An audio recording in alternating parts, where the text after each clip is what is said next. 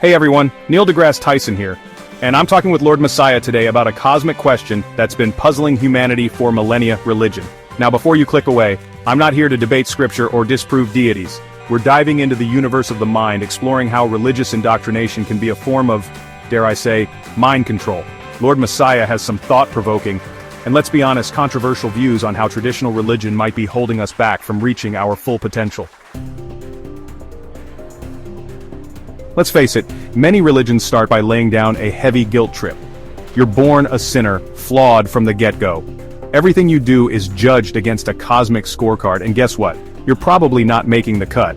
You're told to fear an eternal barbecue in hell for breaking rules written thousands of years ago.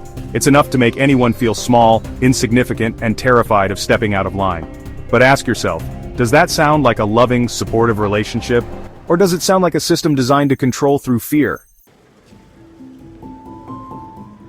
Here's where it gets really interesting. We often hear that everything happens for a reason, that it's all part of God's plan. But if that's true, then God's plan includes some pretty messed up stuff. Wars, famines, diseases, injustice. Are these really divinely ordained events? Or are they the consequences of human choices, actions, and yes, sometimes just plain bad luck? Attributing everything to a higher power can be a convenient way to avoid taking responsibility for the state of the world and our role in shaping it. Now, I'm all for charismatic figures who inspire us to be better. But there's a thin line between inspiration and manipulation. Think about those larger-than-life religious leaders, the ones with the booming voices and the promises of salvation. They shower you with love and acceptance as long as you follow their rules. They offer a sense of belonging, a community of like-minded individuals. But what happens when you start to question, to think for yourself? Often, you're met with resistance, even hostility. True freedom lies in questioning, in exploring different perspectives, even if it means challenging long-held beliefs. Chapter 4, The New You, Illusion. Joining a religion often comes with a shiny new identity.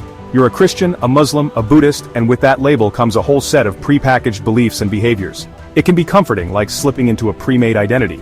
But true growth comes from forging your own path, defining your own values, not just adopting someone else's. Knowledge is power. And some would argue that religion thrives on keeping its followers in a state of blissful ignorance, but when we shy away from knowledge, from asking tough questions, we give away our power. Chapter 5. Ever notice how some religions encourage isolation from the outside world? They tell you to avoid certain people, certain books, certain ideas. They control the information you're exposed to, creating an echo chamber where their doctrines are the only truth. This kind of isolation breeds fear and distrust of anything that challenges the established narrative. But the universe of knowledge is vast and constantly expanding. To confine ourselves to one tiny corner is to deny ourselves the wonders of discovery and critical thinking. Chapter 6. Let's talk about this religious box. It's a construct, a set of beliefs and practices that often claim to hold the monopoly on truth. But what if the truth is far more nuanced, far more complex than any one book or dogma can contain? Take the Bible, for example. It's a collection of stories, poems, and teachings passed down and translated over centuries. It's open to interpretation, to human bias, and yes, even error. The same goes for any religious text. Blind faith without critical thinking can lead us down a dangerous path. Chapter 7. Here's a radical thought. What if we're all capable of tapping into a divine spark within ourselves? What if the true path to enlightenment isn't about blind obedience, but about self-discovery, critical thinking, and questioning everything?